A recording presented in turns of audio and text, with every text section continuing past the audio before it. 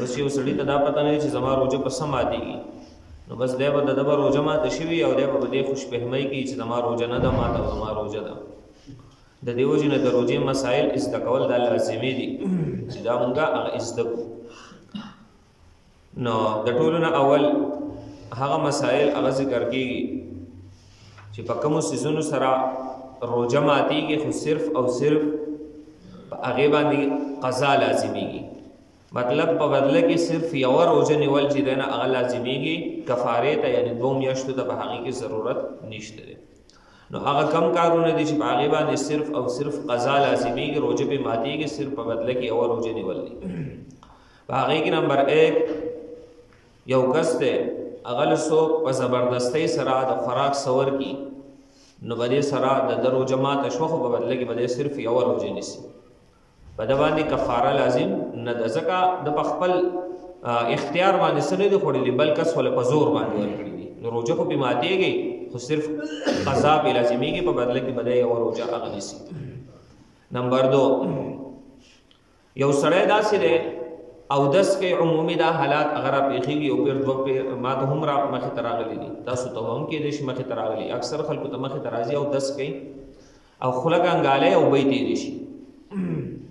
دا مخې ته اکثر داسې صورتحال راتللی شي. نو بیا سړی اوس وایي چې زما روژه ماته شوه که ماته نه شوه بس بس جل کېږي. په داسې صورتحال کې کله د ده روژه یاده وه چې زما روژه ده، نو په دې صورت کې روژه ماته شوه، په بدله کې به دی صرف یوه روژه نیسي.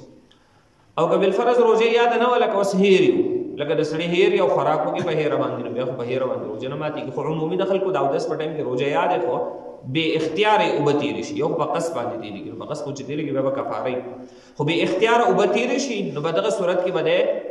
د ده روژه ماته شوله او دی به په بدله کې یوه روژه نیسي. خو دی به بیا دا نه کوي چې کور ته لاړ شي او بس ډډه ووایي چې بس نو خوراک اسانه وکړي روژه مې ماته شوي ده او خوراک ته ونښلي. نه، دی به خوراک نه کوي، دی به د هغه افطاره پورې دقه شانتې د روژهدارو په شانتې هغه ګرځي، دی به روژه که بې خوراک وکړو نو بیا به کفاره نو خوراک به نه کوي، بیا خو روژې ماته شوي ده. نمبر 3 یو سړی الټۍ وکړي، نو دا الټۍ هغه دومره وي چې دا پوره خوله پې هغه ډکېدی شي، دومره زیاتې وي، نو په دغه الټو کولو سره هغه روژه ماتېږي. نو ګوره په دې کې 2 خبرې دي، یو په الټو کولو سره روژه ماتېدل، یو د الټو تېرول. نو که الټۍ یې تېرې کړې نو بیا هم روژه ماتېږي، او که الټۍ یې وکړې خو چې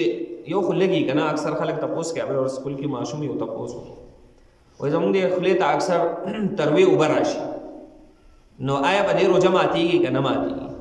نو زه خو خوشحاله به دې شوم چې دا ماشوم دی، ماشوم و د 5م کلاس ماشوم چې لکه د ده سره دومره غم دی چې لکه اوس دی دا تپوس یې ده وکړو، او زمونږ د مشرانو سره دا غم نه وي چې یاره زمونږ روژه به څه ماتېږي څه نه ماتېږي، که مسایل ورته بیانوي نو مړه زمونږ سره ټایم نشي، دا روژه ده او د بل څه کار نشي، دا ټایم مسلې به نو زه خوشحاله هم شوم او هغه ته خو مسله بیان کړه چې په دغه باندې روژه نه ماتېږي تر څو چې تېرې کړې دي. نو تروې اوبه که خولې ته راشي تېرې نه کوي یو سړی، یو خدای چې په دې مرۍ ته صرف راشي او بهر ته نه دی خولې ته نه راغلی، نو بیا خو هغه تېرېږي، بیا خو هغه بهر ته نه راوځي، په زور یې راوباسي نو هغه جدا خبره ده، خو بهر ته نه راوځي. نو که هغه واپس تېرې شي نو روژه خو بې نه ماتېږي، خو که خولې ته رالی نو بیا د هغې توکل لازمي دی، که بیا چا تېرې کړلې نو روژه پې ماتېږي، خو که توی کړې نو بیا پې روژه نه ماتېږي، ځکه هغه ډېرې لګي او هر چې الټۍ یې دا زیاتې چې دا خوله پې ډکېږي دومره زیاتې وي نو بیا پې روژه ماتېږي، او که د دغه الټو نه څه تېرې کړې نو بیا پې هم روژه ماتېږي. نمبر 5 کوم څیز چې هغه عادتا نشي خوړلی هغه څیز قصدن خوړل، مثلا سړی کس ناست دی چې څه کاغذ ماغذ یې راواغسته او هغه یې هسې خولې ته ور واچو په خوله کې جوړي او تېرې کړو په قصد باندې، نو په قصد باندې یو څیز داسې خوړل چې هغه عام طور خلک نه خوري، لکه کاغذ شو، څه لرګی شو، یا ګټه شوله، خاورې شولې، نو دا عادتا نشي خوړل، دا په قصد باندې وخوړل نو په دې باندې روژه ماتېږي. خو که په قصد ونه خوړل نو بیا پې روژه نه ماتېږي. لکه عام طور اکثر سړی به دې ګیره کې داسې لګیا یا هغه ویښته په دې خوله کې پاتې شو، هغه تېر شو ویښته، نو په دې سره روژه نه ماتېږي. یا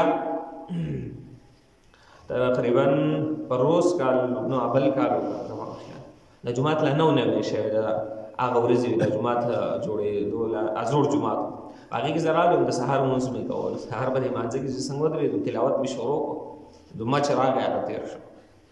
چې مچ تېر شو نو ما سم لکه هغه لمونځ هم ګډوډ شو او نو اوس ګوره چې یو سړي ته مسله نه یاد نه اوس وایي چې یاره زما خو روژه ماته شوله نو دلته کې ګوره دا مسله دلته کې هغه موږ وویله چې یو څیز عام طور نه خوړلی کېږي اوس مچان خو څوک خوري نو دا د خوراک څیز نه دی او دا په قصد باندې یو سړی وکړي اوس یو سړی و چې وږی شوی یم او بس مچان نه ونیسه او خولې ته وروغلي وخوري نو دا په قصد باندې ده وخوړل نو روژه یې ماته شوله خو که په قصد یې ونه خوړل لکه زما هغه صورت ما مونځ کوو ما خو مچ نه خوړو خو بس ما چې راغی او تېر شو نو اوس پې زما روژه نه ماته شي نو دغه شان کله چا ماشه یې تېر شي مچ یې تېر شي نو په دې هم روژه نه ماتېږي ځکه ماشه مچان څوک خوري نو او که یو سړی په قصد باندې وخوري بیا پې روژه ماتېږي نمبر 6 دا صورت هم اکثر مخې ته راځي ځکه زموږ اکثر دا چې موږ بار وایو چې خوله کنګالوئ مانځه ته هم خوله کنګالوئ روژې دپاره خو خامخا لازمي دي چې یو سړی مسواک ووایي یا خوله کنګال کې هسې نو په دې خوله کې اکثر به غاښونو کې څه پاتې شي او دا سړی اوده شي یا راپاسې وروسته یا وروسته چې دی نه لمانځه نه پس چې دی نه هغه به د خوله کې دا جبه داسې به د غاښونو کې وایي یو سیس چې دی نه هغه راوځي او هغه تېر کړي نو آیا به دې روژه ماتېږي که نه ماتېږي نو په دې کې علما یو قاعده ذکر کوي که دغه سیس دومره غټ و لکه د چڼې دا دال د دې په مقدار و یا د دې نه زیات و نو که دا سړي تېر کو په خوله کې چې کوم یو خو د بهر نه راوالی خو که معمولي ولې دی د خوراک سیس خو په هغې خو روژه ماتېږي خو چې په غاښ کې کم وي او د چڼې دا دال د دې امری یا د دې نه غټ وي په دې باندې دی تېر کو نو په دې باندې روژه ماتېږي اوس په دې خوله کې یو معمولي ذره ده او په ژبه باندې د غاښونو دغه کړه او هغه تېره کړله نو په دې باندې بیا روژه نه ماتېږي نو د چڼې دال دا ورسره د دومره سیز چې دی نه هغه پکې پکار دی نمبر 7 په غوږ کې تیل اچول تیل یې یا څه قسمه هر قسم دوایي یې په غوږ کې دوایي ورچولو سره روژه ماتېږي نمبر 8 په پوزه باندې څه دوایي لګول چې د هغې خوند حلق مرۍ ته راشي یا هغه مرۍ ته لاړ شي یا په پوزه کې دننه هغه دوایي لګول یا پې له پاسه څه دوایي لګول چې هغه مرۍ ته لاړه شي نو په دې باندې هم روژه ماتېږي یا روژه په بدله کې نیسي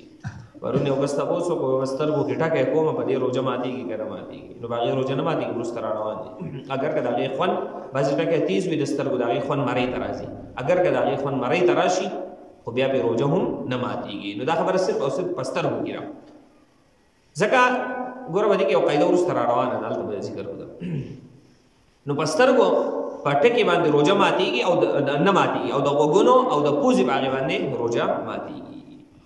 نمبر 9 داسې لاړې تېرول چې په هغې باندې وینه غالب وي وینه پې غالب ده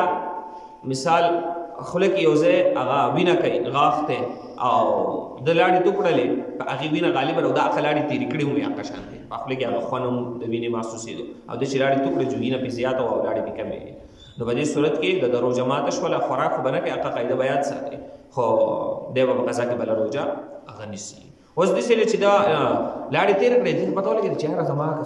خوله کې څه ځای پیدا شوی دی او داسې بیا لاړې تو کړې نو لږه لږه یې وینه پکې ده او نورې لاړې دي نو بیا پې روژه نه ماتېږي نمبر 10 په هیره سره یو سړی څه وخوري او بیا دی وایي چې یاره زما خو هسې هم روژه ماته شوله راشه خوراک چې دی نو هغه وکړه نو که ده بیا خوراک وکړو په قصد باندې نو بیا د روژه ماته شوله په هغې هیره خو روژه نه وه ماته شوې خو که د دې نه پسې په قصد باندې خوراک وکړو نو بیا یې روژه ماته شوله نمبر 11 چې سحر شوی وي مطلب د بانګونو ټایم شوی وي او دته پته نه او د خوراک وکړي په هیره باندې پته ورته نه یو په قصد باندې اکثر زمونږ خو بس د خلکو دا عادت ګرځېدلی دی ګیلاس یې په لاس کې نیولی او چې کله بانګ ووایي جو بس هغه اوبه بس وس کړه بس یو ګیلاس اوبه به خو به بس نو دغه خو په قصد باندې سره نو که په دغه صورت کې ټایم شوی یعنې دا بانګ یې په ټایم باندې ویلی نو د ده خو روژه نه کېږي او که بالفرض دا بانګ یې لږ مخکې ویلی نو بیا چې دی نه هغه روژه صحیح ده نو که اوس بانګ په ټایم ویلی نو بیا به هر حال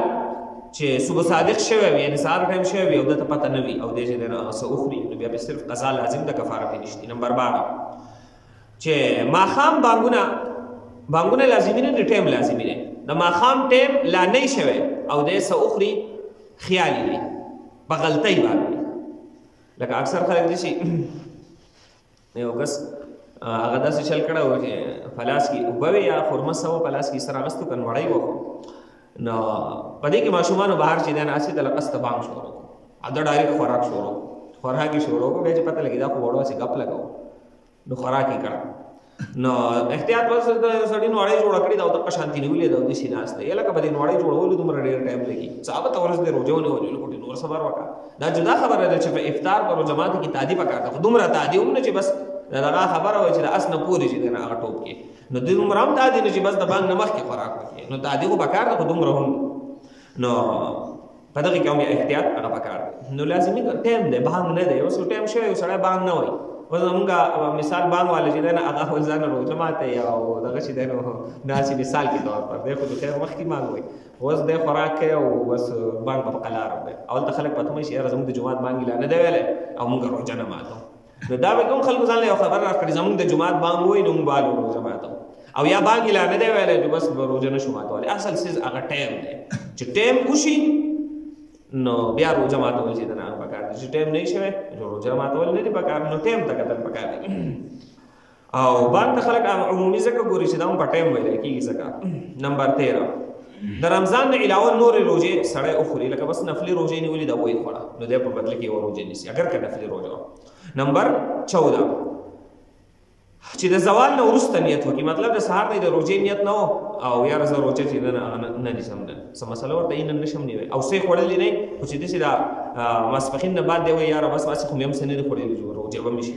نو ماسپښین نه بس بیا د روژې اراده نشي کولی خو دی به بیا څه کوي دی به باید قضا نیسي او که سهار سړی